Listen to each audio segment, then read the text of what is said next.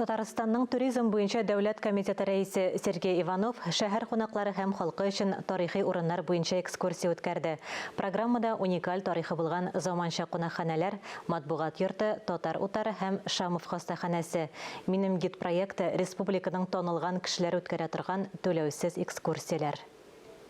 Беренче тарихи бина матбугат йорты, соры төстәге мәхәббәт бина хәзерге кунакханәнең гасырга якын тарихы бар. Экскурсияны шуннан башлыйлар.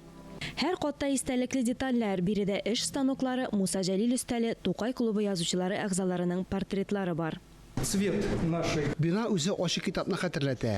Узган гасырда биредә ТССРның иң яхшы язучылары, журналистлар эшләде. Һәр адымда тарихи кызыклы факт. Переплетный вот этот станок, мне кажется, это уникальная вещь. Тарихи татар утравын, соңрак Шамов хастаханәсе бинасын күрсәтәләр. Экскурсияны республиканың танылган кешеләре үткәрә. Алар Татарстан халкына да, кунакларга да бушлай оештырыла. Алия Галиуллина, Диана Дасаева, Александр Решоткин.